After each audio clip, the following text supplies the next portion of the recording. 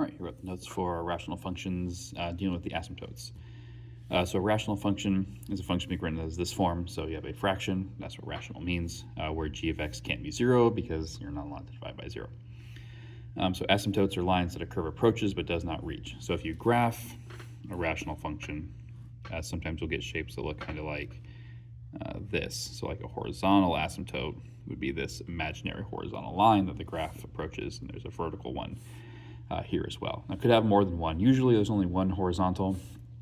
Verticals, it is possible to have more than one vertical one, just depending on how the algebra works out. But rational functions will draw these nice curves, and they'll flatten out at certain values, whether that's horizontally and vertically, and those are the asymptotes.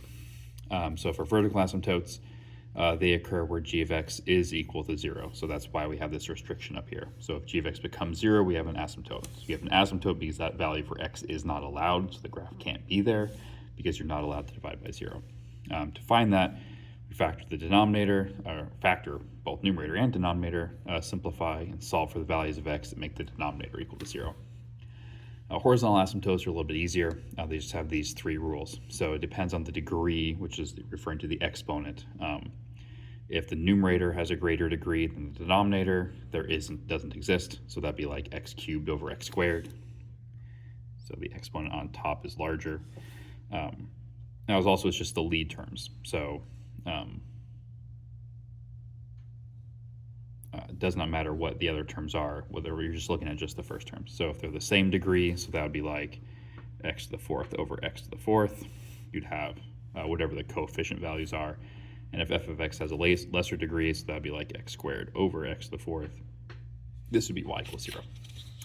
All right, so let's look at some algebra. So vertical asymptotes. So for vertical asymptotes, we have to factor. So usually when you factor, you want to look for greatest common factors first. So on top, I can take a 3 out of everything, which gives me this. On bottom, there is no greatest common factor, so I'm just going to leave it alone. Now I have quadratics, so I've got to factor those.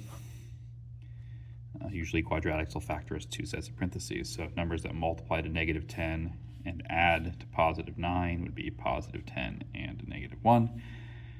Down here, numbers that multiply to 15 and add to 8 would be +5 and +3.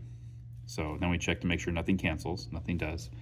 So then we take our two terms on the denominator, set them equal to 0. So we will have one vertical one at -5 and another vertical one at -3. All right, so for 2, the top doesn't have anything that factors. On the bottom, I do have a greatest common factor of 3, which would give me that. No quadratics, nothing else factors, so I'm set the bottom factors equal to 0 and solve. Now, technically, there are 2 of them. There is that one, 3 is equal to 0, and 2x minus 5 equals 0. Now, this gives me no solution because 3 is never equal to 0. So usually when we have this where you pull a greatest common factor out that's just a number, you can ignore that one because it won't matter. This one would give you 2x equals 5, so x would be 2.5, be your one vertical. Let's see here. So this guy, greatest common factor on top would be 2. So that's going to be x squared plus 8x minus 20. On bottom, even though it is a quadratic, there is a greatest common factor. They both have an x that can come out, which give me x and x plus 6. So factor the quadratic on the top, and the bottom has nothing left to factor, so it'll stay x plus 6. So numbers that multiply to -20 and add to 8 would be +10 and -2.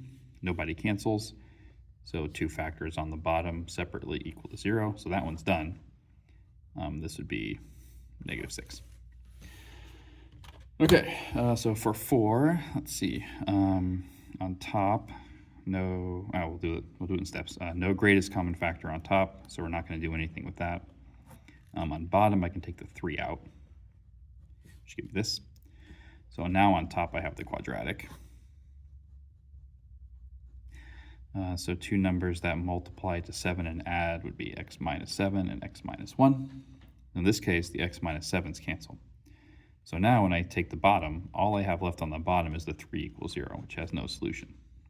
So this will have no asymptotes because there is nothing to solve. So it is possible that everything cancels and nothing exists. Okay, So now we've got horizontals, a little bit easier. So for horizontals, we're actually just looking at the lead terms. So I'm just looking at the x on top and the 2x squared on bottom. And then I'm using those rules from the front page of the notes. So in this case, that's f of x and that's g of x. So in this case, f of x has a smaller exponent than g of x. So f of x has a lesser degree than g of x. The asymptote is at y equals 0. So for this one, horizontal asymptote at y equals 0.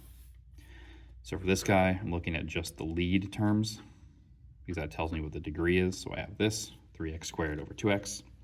So f of x has a degree of 2, g of x has a degree of 1, so f of x has a greater degree.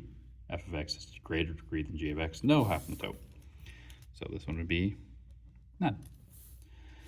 All right, so this one we have to kind of work out. Now we can kind of cheat the problem. Strictly speaking, we should FOIL this all together, which should give us 3. We'll do the FOIL first, x squared plus 8x minus 8x minus 64. On bottom, 4x squared plus 10x minus 10x minus 25. On top, everybody by 3, but those are going to cancel. So we'll have 3x squared minus 2, carry the 1, 192. And on bottom, 4x squared minus 25. So I'm just looking at those terms. In this case, the f of x has a degree of 2, g of x has a degree of 2. So for that case, that's this one, f of x has the same degree, asymptote exists at the ratio of the lead coefficients. So lead coefficients just refer to those. So there'll be an asymptote at 3/4, the coefficients. Now kind of the shortcut is because we need only the lead terms, we only multiply the first things together. So that would give me 3x squared on top, first, and first. On the bottom, I only have 2 firsts. There's my 4x squared, which is what I ended up looking at anyway. So if you don't feel like doing the full distribution, we can just look at doing it by the firsts. So this one, if I distribute, I get 2x squared plus 10x on top. On bottom, I get 2x squared plus 2x minus x minus 1. So cleaning up, that's 2x squared plus 10x. And that's 2x squared plus x minus 1. But I'm just looking at the lead terms. So f of x has a degree of 2, the exponent is 2. G of x has a degree of 2, exponent 2. So since the degrees are the same, I'm just looking at the coefficients. So 2 over 2, but that reduces, so the asymptote will be at y equals 1. And once again, I could have shortcut the problem. First with first would give me 2x squared. First with first would also give me 2x squared. And that's the same thing I ended up looking at over here. But that does bring us to the end of the section.